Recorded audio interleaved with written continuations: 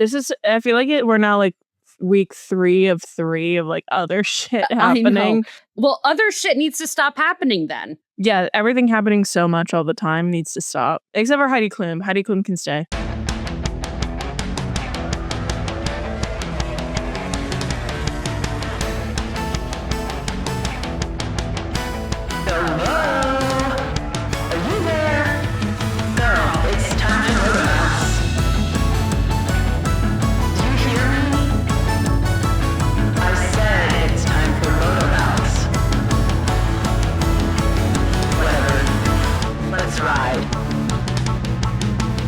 Welcome to MotoMouths, the podcast for MotoGP, motorsports, and more. I'm your host, Zoe, and I'm going to give a shout out to the only good racing that happened this weekend with Golden Tempo and Cherie DeVaux, first female trainer to win the Kentucky Derby. I think she's the 17th to compete in it.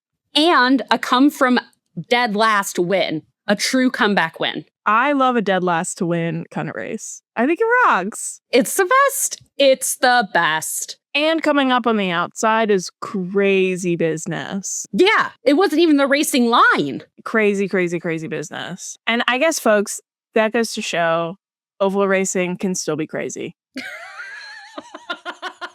We're all learning something here. Speaking of oval racing, Carson Hofkar is at the Met Gala. Who? He's a NASCAR driver. Why is he there? I don't know. Why is he there and we're not there? Answer me that. My name is also Zoe, and I will be reporting live on the Met Gala 2026 from my couch, where I'm wearing sweat shorts and a shrunken Taylor Swift t-shirt. Yeah, so I'm really sorry that we keep doing things while recording the podcast. You get to have fun with us double. I just think it's fun. It adds spice. I mean, what are we going to talk about? MotoGP? Well, kind of, but not really. There wasn't any racing this week. We are currently heading into Le Mans, though, so it is race week now, thank God. And thank God for that. And it's J-Lo's birthday. Is it J-Lo's? Oh, it is J-Lo's birthday. Happy birthday, J-Lo. Met Monday. Met Monday is the right appropriate birthday for our MotoGP diva in charge. Head diva in charge. Great. So we didn't go racing, but we are doing Le Mans. We are Le Mansing this weekend. Uh-huh. Is that an appropriate verb? So let's do some predictions really quick. So I'm going to start. I'll go first. I'm not going to make the same mistake as last year. Okay. Johan Zarco P1. You are not forgetting about him. Okay. Johan Zarco P1, Marco Bezzecchi P2, Marc Marquez P3, Furman Aldeguer Phil King. I am going to go with a Marc Marquez P1. You know what? Let's get crazy with it. Pedro Acosta P2. Whoa. Digia P3. Phil King, Pecco Bagnaia. Bold. No Bez on the podium and still a Pecco fail. Yeah. Well, listen, Pecco can fail in many ways all the time. We know this. That's true. That is true. Massimo said something where, I don't know, maybe it wasn't Massimo. The Aprilias apparently really like long races that are warm. And so I'm guessing Le Mans is not going to be like a strong suit for them. Isn't it a long track though? It's not warm, but it's a pretty lengthy track. Yeah, so that's my guess. We'll see. Moving right along, there are a couple of things that I do want to talk about when it comes to MotoGP that isn't like race weekend per se. News and dudes. Sure. The news in dudes is that there are no dudes on wildcard bikes in 2027. No wild cards. I don't like that. Right. And I think that's fair. I actually, crazy enough, agree with you. We're of the same mind. We agree on a lot of things a lot. Right now, wildcards are one, super fun and often sexy. Looking at you, Danny Pedrosa. Looking at you, everything Lorenzo Savadori was doing last year. Yeah, they're just fun. And they're a key part of concessions for everyone, I think, below like a B class. I might have that wrong. Which means that like anyone who has the wild card opportunity as part of their concession kind of status means that they can just run someone on a bike and get a lot of really actionable, meaningful data for their overall development program. According to Crash.com, everyone will start in concession class B in 2027 because these are net new regulations. So there's nothing to like base manufacturing concessions on. And then they'll check back in at the mid-season point and see like where people might need some additional support from a concessions perspective. But I'm bummed. I think it's sad. I think it's kind of like a loss. I think these moments where you get to have like the big name, I mentioned Danny Pedrosa. Danny Pedrosa in 2024 was on the podium as a wild card rider. He came back in Jerez. This is like a big way you can kind of like bring local interest into a race and also just have fun with it. Like these are experts and these are like the best of the best. Why not toss them in there for a little kiki? It's just like if Sebastian Vettel wanted to race in Montreal for shiggles, let him. I think he should be able to. Who cares? IndyCar does it for the Indy 500. I totally agree. It's just, why are we taking the fun out of the fun sport? Well, Liberty. I know.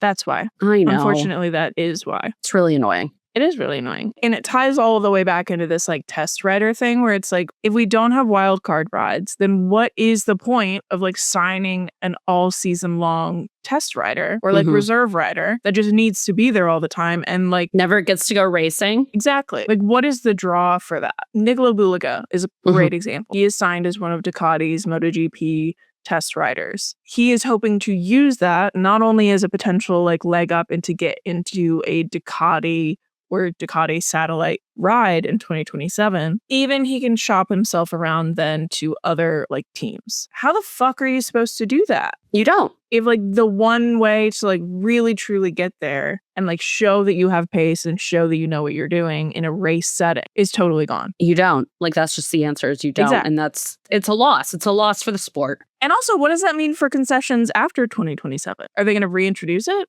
Because that seems stupid.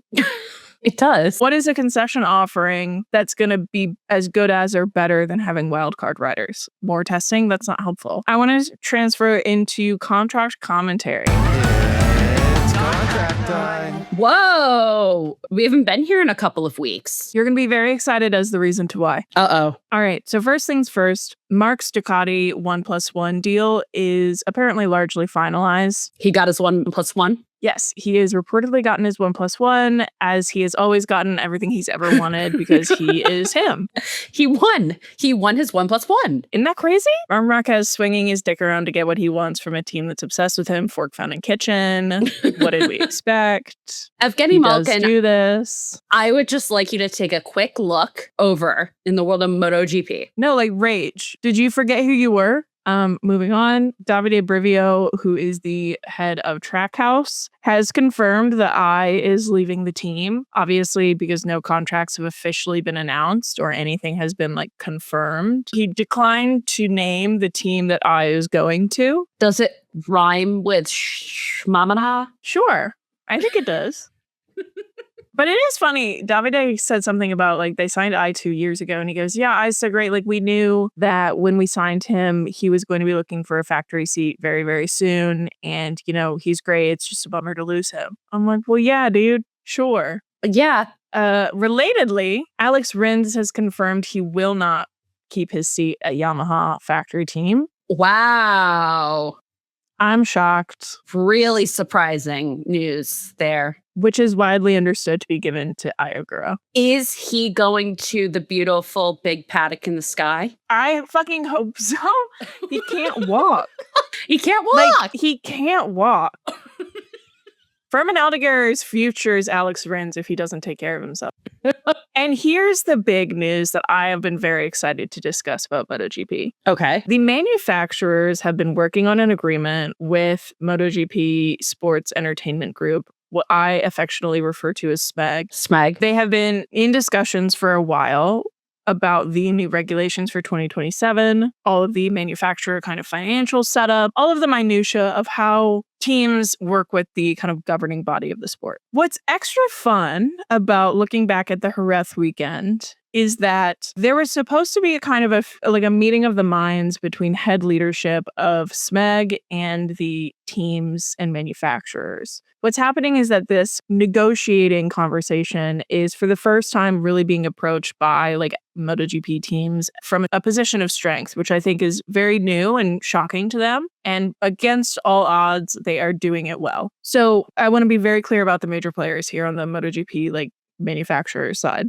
We've got Massimo Rivola, who is previously high up in F1 has seen Liberty come in, or at least has kind of been around in that same ecosystem, who is now head of the Aprilia manufacturer, is leading most of this, accompanied by Lynn Jarvis, who is the previous lead of the Yamaha manufacturer. And they are both supported, according to recent reporting, by a full team of American lawyers that are part of the Trackhouse motorsport ecosystem. Hang on. The Americans are showing up for organized labor? Yes. What? I know.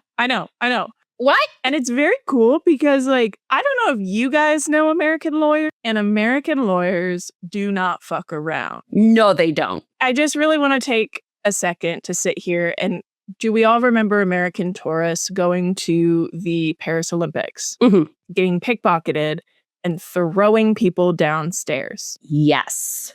One, that was our C team.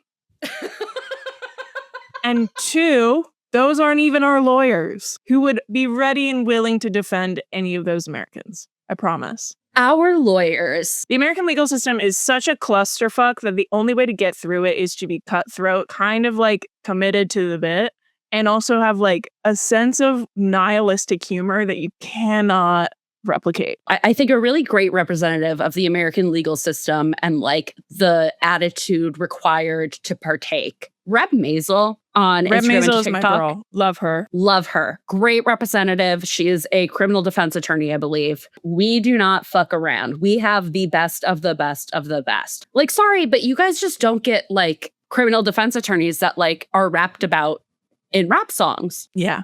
This is what we're talking. This is what we're talking about. And like fondly. Yeah, no, like these are my people. These are our people. So that's the team on the manufacturer's side. Which is crazy. On the other side, you just have like senior leaders of Liberty and of the company that used to be known as Dorna. And I'm assuming they're like legal teams as well. The issue that they're currently going back and forth about is the manufacturers, now that Liberty is involved and now that assuming more money is coming to the sport, the manufacturers want to move to what they view as like a fairer financial setup. So F1 does it this way. Other big sporting series do it this way as well, where the more money the organization makes, each team and manufacturers funneled a percentage of every single profit that they make, not just like overall, but like everything. Like a franchise. Right, exactly. That is not how it is currently set up. It's currently set up that each team gets a like lump sum at the beginning of the season, and that's the money they have to work with that comes from the sport itself. Okay. Right. What is also their sticking point is that one of the kind of demands that Liberty is coming into 2027 and beyond with is that all of the teams invest quite a bit more into marketing, communications, press, media, PR, video development, all of these other like kind of vehicles to push the sport and their riders. Heartbreaking. Worst person you know makes a great point. Right. And that's fine. And the teams are all for it. I think they understand that that's how Liberty made F1 what it is today. Their point is if you want us to do that and you want us to still invest the same in the sport and make the sport as exciting and interesting and varied as it is, we need more money to do that. Show me the money. So you need to give us more money because by virtue of us making the product better and more marketable and then reaching more people, you'll get more money off of our work. What does this sound like, Zoe? The beginning of a unionization conversation. This also comes around the same time that Enea Bastianini has made some really fiery comments about the FIM kind of safety commission and how they don't listen to riders ever. And some riders have stopped going to those meetings at all because they aren't listened to. So I'm picking up what you're putting down vis-a-vis the listing towards unionization. Collective action. I'm sensing this. And it's funny because Enea Bastianini is the last person in the world I would have expected to speak on this and speak on this so publicly. Oh my God.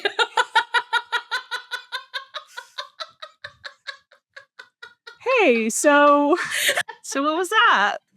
Oh my God, that was so loud. You know, other parts of the world just don't have thunderstorms. Well, and I'm glad you mentioned that because we will talk about it later. Zoe's experiencing a biblical flood No, I mean, this is just summer thunderstorms. Oh, yeah. And so all of this to say, Anea Bastianini's making these comments. We know the details of the manufacturer's issues with SMEG and Liberty. And all of that kind of coalesced in this one event after Jerez, where it was supposed to be, I don't want to say publicized, but the media knew about it. And I think press was there. Event that was supposed to be dinner between manufacturers and Liberty officials and SMEG people. Smeg. And honestly, my favorite update ever. A lot of the MotoGP team leaders just didn't show. They no-showed. Oh boy. They said, no, I'm not coming. Because by all accounts, they're at an impasse in conversations. And so they said, no, we're not coming. What is that called when you don't show up for like a work-related event in protest of something? Yeah, what is that called? A strike. Yes. I love a or strike. Or a boycott. Or boycott. Hold on, Madam is coming.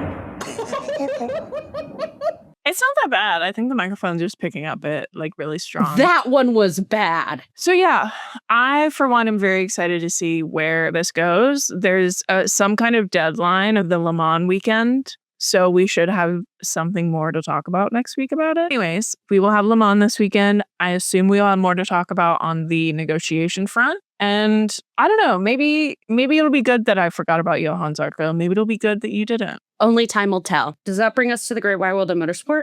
It sure does. Wow. This weekend was nuts. This was a weekend where a lot of things happened and a lot of people seemed really surprised by Florida weather. Okay, I thought this was crazy. Speaking of thunderstorms happening outside. So a lot of the official reporting about just the weather throughout the weekend in Miami was like, this strange U.S. law is the reason that the Miami GP is getting pushed forward. And I was like, strange? The law that people cannot sit in metal bleachers during thunder and lightning storms? With no overhead cover? And it's co-signed by OSHA?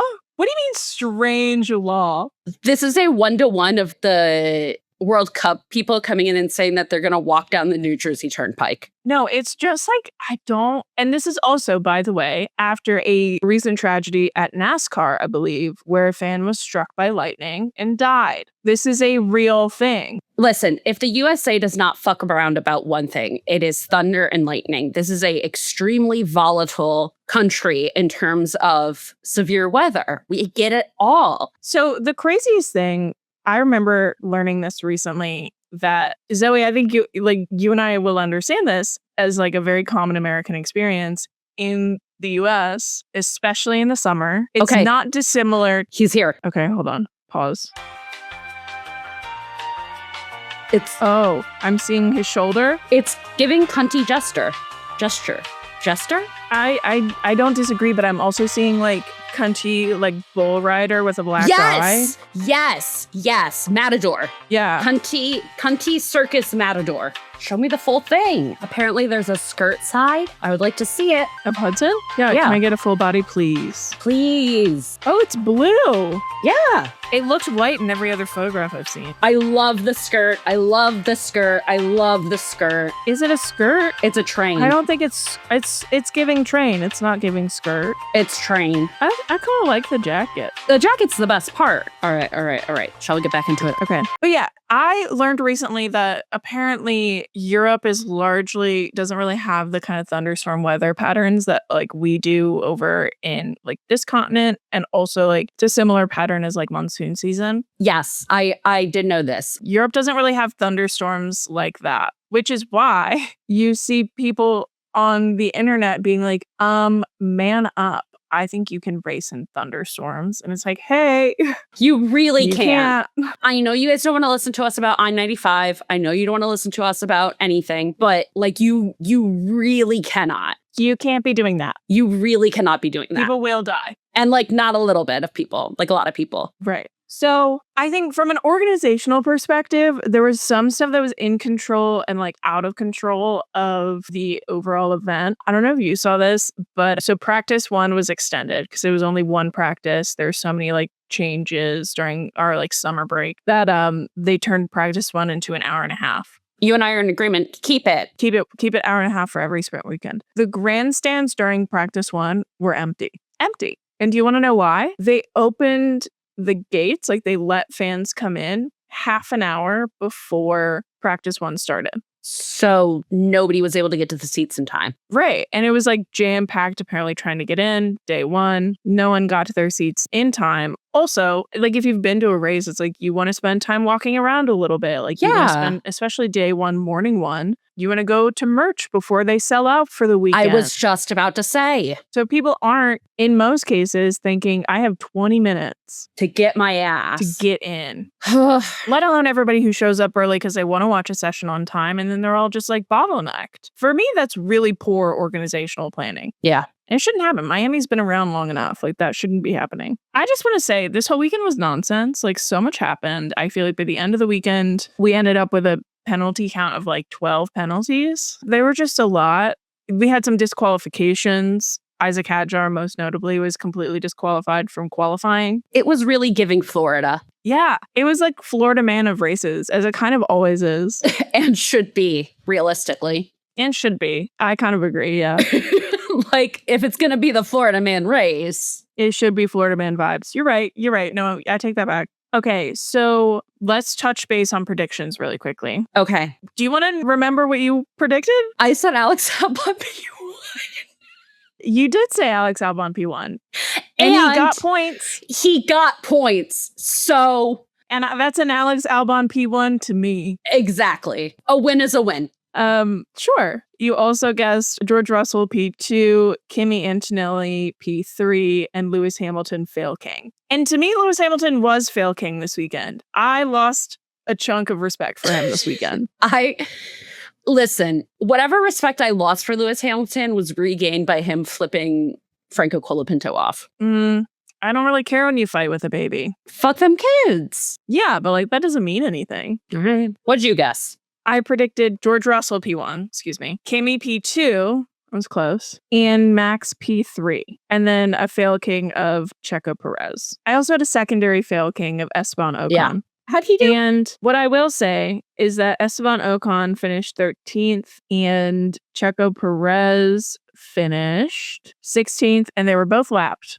So I think I was right. There's like one thing I really want to talk about the sprint. And the sprint is that there's just like a lot of beef everywhere. It was like a deli counter. Nice. Thank you. Max and Lewis were fighting, and this is what I mean where I kind of lost respect for Lewis. Because I was like, what the fuck are you doing? Like, are you asleep in there? Max had to give the position back to Lewis. And then Lewis had no idea what was happening. I guess was asleep at the wheel. And so Max ended up losing about 6 seconds to whoever was in front of him. Because he just had to sit there and wait for Lewis to come back in front of him. Typical Florida grandpa. I just that I don't like the whole Lewis and Kim thing. And I'm not here to talk like wags or whatever, but I think it's like legitimate to mention everything about Lewis and Kim. Kim being almost exactly the opposite of everything Lewis has been publicly standing for his entire like activist career. And so it's just kind of like, I kind of don't believe you, dude. And then I especially don't believe him about everything he's had to say about the regulations in the last couple of weeks. Oh, yeah. No. Because he has gone back and forth. Like he is now not a fan of the current regulations and like the latest changes. He thinks they should continue making changes. In the brief 2 weeks that he was getting good results, he was like, it's fine. I don't understand why anyone would complain. Beginning of the season, he was also complaining. I'm over it. I'm really over it. And then he had this bullshit all weekend at Miami saying like, oh, like the long break. I don't understand why you guys are calling it spring break. It's just more time for us to work and focus. And I was at the factory and I was doing all this stuff. It's like, brother, you were at Coachella. You were literally at know. Coachella. You were photographed at the beach with your girlfriend. You were hanging out at her house in California. In Calabasas. You were in Calabasas. On God's green earth, you were in Calabasas. Like, of all places. Of all places to be like, I was working. Get fucked. They were shaking those big salads, Zoe. That's work. I refuse. I think it's a legitimate complaint to be like, Lewis, what the fuck were you doing? I need a wellness check, please. Were you focusing? Were you busy? What was going on? And then Charles and Kimi beefed. And this one I thought was like genuinely, legitimately funny. And like I lost a little bit of respect for Charles for backing away from it. Did you see that? Commit to the bit. Their beef came from Charles essentially saying on radio after kind of racing a little bit with Kimi that Kimi can't race wheel to wheel. And I agree with him. Kimmy's on year 2. He has a lot to learn. And there's still like so much room for him to progress and grow. He's not fully cooked. He's still baking. He's still baby. His soft spot isn't even fully hardened yet. Right. No, like there's brain right there. And so Charles was like, he can't race wheel to wheel. Like, what the fuck is he doing? And I said, yeah, you're right. And you should say that. Yeah. And then Charles gets out of the car, goes to the press pen and says, I really regret that. I really apologize. I shouldn't have said that. You know, like it's just, you know, the emotions of the moment getting to me. And here's the thing that made me think what I'm about to say. He then said, you know, and I'm like, really, I regret that this is like getting me into like a back and forth, like argument or whatever with like the first Italian racer we've had in a long time.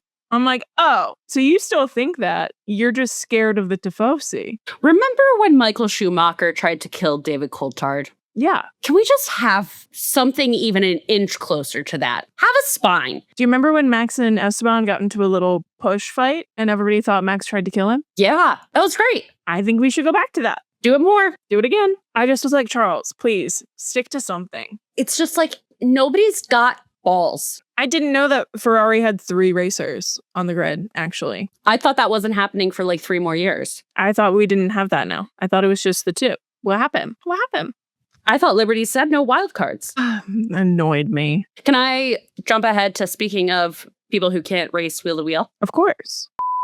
Is gonna kill someone. No, I had this in my notes too. Pierre Gasly, and he mentioned this in his Instagram post after the weekend, is so unbelievably lucky to be walking away from that uninjured. Yes. That was crazy. It's just like, at what point? It's every race. It's every fucking race. It's been every single race for 2 seasons now. It's all the time. It's ridiculous. And it's especially hard to watch this happen to Pierre, who has lost a very, very, very close friend. 2. Yeah, multiple. To like on-track crashes. And his in Miami was really fucking bad. And it's like, seems to have no understanding of like the danger that they all put themselves in willingly because they love it, but has no understanding seemingly of like his relationship with everyone else. I just don't think he has an understanding of cause and effect. Like, I think he's fundamentally does not understand cause and effect. He like doesn't have object permanence. He has no spatial awareness. So like child with no object permanent, like that's crazy. You should not put that in a car. Also, V-Carb was giving Valentino Rossi. Piss yellow. It was apparently a reference to an older F1 team. So I thought that was interesting, but I don't think they did a good job of like talking about it. No, they just showed up yellow. I really loved the Williams duo racing Max at the beginning of the race. I thought that was lovely. Carlos Sainz did not. Biblically accurate Toro Rosso beef. And it's all 3 of them. Like, that's what's really funny. Like, the 2 victims of Max Verstappen versus Max Verstappen. It's really fun. So Carlos said on the radio, he pushed me off. He thinks he can do whatever he wants just because he's racing the midfield. Oh my then God. After the race continued and goes, Verstappen did a crazy move in 17, nearly took me off. From there, Alex and another Haas came by. So my good start was to the bin in 1 lap.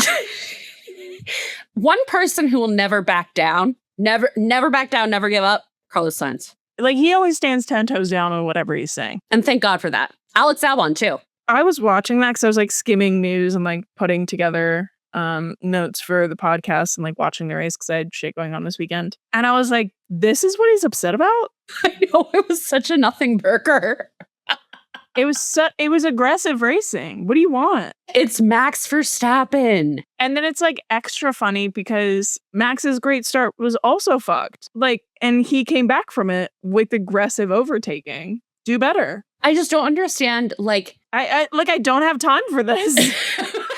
No, literally, it's like, buddy, it's Max Verstappen. Like, get a new talking point. Wait, Zoe, did you know that Max Verstappen does aggressive overtakes? That is net new information to me. I've never heard that before. I didn't know that. Did not know that. I thought it was deeply funny that Max, like I just said, his great start was also kind of fucked, kind of because of his own fault. So he basically was just hauling ass, trying to keep position early on in lap 1. And then because of like the low grip and cold tires, lost the rear into turn 2. And then to quote unquote minimize the loss, he hit the throttle to turn it into a full 360 and kept the car from crashing. He's him. If there's one thing Max can do, it is a beautiful pirouette. If there's one thing I trust Max with, above all else, it's to somehow keep from hitting the wall. How many times has he crashed? He doesn't crash. He hasn't DNF'd in a very long time. Yes, of his own volition. And how many times has he executed a perfect 360 like that to save it? Multiple, like we see it over and over again. Yeah, this is what I mean, Carlos Sainz. Do better. I really want to say that I hate the the loss we have of the multi-decimal point time differentials. Yeah.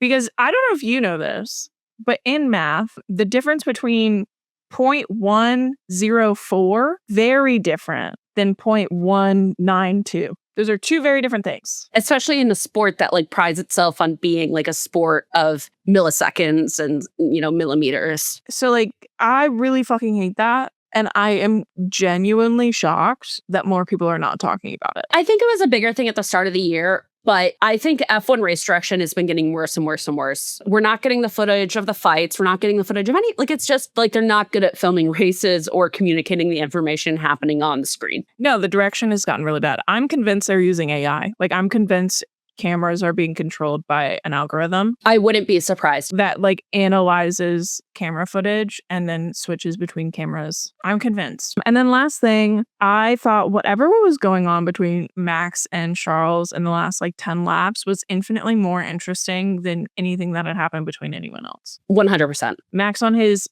50 lap old hards. Charles Leclerc suffering under the weight of Ferrari's horrible strategy decisions yet again. He said, I am also here. Tough. Just nonsense. It was the most ridiculous mid-off between the McLarens and the Mercedes, and two hydrogen bombs having a fight a couple tenths down the road. Behind the coughing baby of Lando Norris. And George Russell. George Russell was peak coughing baby this weekend. Well, he had issues towards the end, but yes, I agree. No, he was bad all weekend. He was 6/10 off Kimi in qualifying at one point. And he was whiny about it. Well, he's whiny about everything. That's true. Speaking of whiny about everything, Lando Norris was a whiny little baby on the radio after coming in second, his best result of the year. I was aghast. It was so egregious. It was ridiculous. Throw a petulant little temper tantrum. I mean, I'm not surprised, but good God. After genuinely maybe one of the worst starts to a season McLaren's had in a long time, let us not forget, Oscar didn't race twice. This is Oscar's third race of the season. At least once, both McLarens didn't race. Correct. What is your problem? On F1 TV, maybe it was Alex Jakes or someone who was that's what I like to see. He's not satisfied with the result. Well, Alex Jakes once again doing the most he can to just propagandize F1 and Lando Norris. I want to also quickly touch on some atrocious commentating. Oh, I have one from commentary that I hated. DC was on one this weekend. At one point, they said, I've gotten a text. It's raining in South Beach. I got a text. South Beach, as the crow flies, is 15 kilometers away. What the fuck did you just say about South Beach, Miami? That it's as the crow flies 15 kilometers away? Death. What are you even trying to communicate? What is that? What are you saying? What are you saying? Yeah, South Beach is close. Okay. And what does that mean? What is does it DC mean? gonna throw ass at the club in South Beach the second the race is over? And he's like, hey guys, I'll be there in 20. What? He's the rain is coming from South Beach. Yeah. Oh my God. Okay. I think it was Alex Jakes. I can't remember exactly who, but someone during the GP said something about, they were like, oh, and Lando's win in 2024, maybe the most decisive and memorable race win here. And I go, the one where Max ran over a bollard? Maybe the one where Max came in and it was the beginning of his 10 race win streak that broke records. Pointed to one. I kind of think that maybe should have been it. The most memorable. P9, by the way. Mm-hmm. Mm-hmm. God, I missed bitching about F1. I will say that. It's just so good. It's fun to complain. It's great for it. Few other things just to touch on really quickly. Kimi Antonelli won, cannot drink in Miami. Wait, what did they do? Did they give him cider? I don't know what they gave him. Actually, let's look that up. Oh my God, they gave him a different bottle. I'm like, No, it they gave him a has to different be. bottle. If you look at photos of the podium, he is a different one. It has to be non-alcohol. He's a child. Oh my God, is it sparkling cider? Oh my God, is it? From Publix. It's literally sparkling cider from Publix. That's so fucking funny. They shrink wrapped a sparkling cider. Poor baby. Last thing on F1 before we move on, we have 2 weeks off from the sport. So like, thank God. And also I'll miss you. Before we come back for the Montreal Grand Prix at the end of May. Montreal. Montreal? Okay. I thought for the grid as we could do the grid as the horse names that race in the Kentucky Derby. Absolutely. Absolutely. There's some really good ones in here. We're going to do the scratches as well. That brings us to the grid as ... which, for the uninitiated, is a moment in our podcast where we categorize a handful of riders and drivers from across the great wide world of motorsports, a person, place, thing, concept, idea, and in honor of the Kentucky Derby. We are going to do the grid as entrance to the 2026 running of the Kentucky Derby. Fun fact, on this running of the Kentucky Derby, only one horse racing was not related to Secretariat. Last year, they all were. That horse fucks. Well, I was reading about I was like obsessed with Secretariat as a kid. Secretariat's heart. That's the least surprising thing I've ever heard. Secretariat's heart was like 5 pounds heavier than most racing horses' hearts. His stride length was also like 6 feet longer than most racehorses' stride length. His record still hasn't been broken. His record still hasn't been broken at the Belmont, the Preakness, and the Derby, like Kentucky. And here's the last one. I can't remember if it was the Belmont or the Preakness. One of them. He was accelerating every single lap. Like he was accelerating the whole time. How? He was just that fast. That's insane. Secretariat is the first non-human athlete to be inducted into the Hall of Fame. Well, as he should. That's like, how crazy he was within horse racing. And 2, his impact outside of horse racing. Crazy. Secretariat, like there's never been anyone like him. And it's like one of those random things of like, not to be like, everything is about Marc Marquez, but everything is about Marc Marquez. But just like we talk about athletes where it's like, oh, your body just like, you're good at this sport, 1, because you have the dedication, but 2, because your body just happens by circumstance to be great at this. I think that has a lot to do with it too, where it's like Secretariat, by virtue of like selective breeding and also just like random genetic happenstance, was a fucking freak of nature. Okay. I'm ready. All right. Would you like to go first? I would. This is like low-hanging fruit, but one of the scratches was a horse named Great White. That is Pedro Acosta, who is the shark. Another one of the scratches is a horse named Corona de Oro, which I think is Crown of Gold, right? Yeah, it's got to be. That is obviously Valentino Rossi. Obviously. Golden Tempo, because of obvious reasons, but also because Mark is like metronomic in his lap times sometimes, is Marc Marquez. Also because of his insane comeback from the last 3 years. True. Is not dissimilar to a P19 start, P1 finish. Also, crazy overtakes off the racing line. Exactly. On the outside. And then last but not least, I'm going to put Fabio Quartararo as emerging market because he gets his bag. He does get his bag. And also he's the first emerging contract. I have one in MotoGP. Maverick Vinales is right to party because the annotation on Wikipedia says right to party was scratched immediately before the deadline on Friday, May 1st, after regulatory veterinarians concluded that there may have been clinical signs disposing right to party to injury should he have run in the Derby. Oh, right to party. Right to party. There's some really great names this year. I really liked Intrepido. Like, that's a fun name. I love horse names. By the way, horse names have like their show names, which is like typically a pun or an inside joke. Yeah. And then they have random names that they go by day-to-day life. I don't know if you guys can tell, but Zoe's a horse girl. I am. Charles Leclerc, Pavlovian. Yeah. There's something keeping him with Ferrari. Well, yes. Something odd. Something psychological.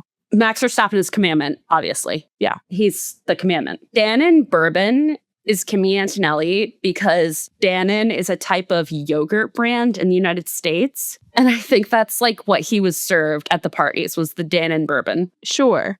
Okay. You remember Danibles? Yeah, I remember Danibles. And then Lewis Hamilton is litmus test because he's failing it. He's failing it. I want to say that Max Verstappen is also incredible I think Alex Albon gives incredible. with his Marvel contract. Slay. Yeah. And then, of course, every Australian ever is Chief Wallaby. Of course. Of course. I think we did it. I think we did a really good job. I do think that Fernando Alonso is full effort, which was a scratch because his qualifying time was slower than the slowest F2 qualifying time. And that's full effort, baby. All gas, no brakes. All gas, no brakes. So that brings us to the end of the podcast. Make sure to come hang out with us on Instagram, TikTok, Threads, YouTube, and like, share, rate, review, subscribe to, engage with, comment on any and all of the above to help grow the pod. We really appreciate it. And let's keep chatting soon. Okay, bye. Okay, bye.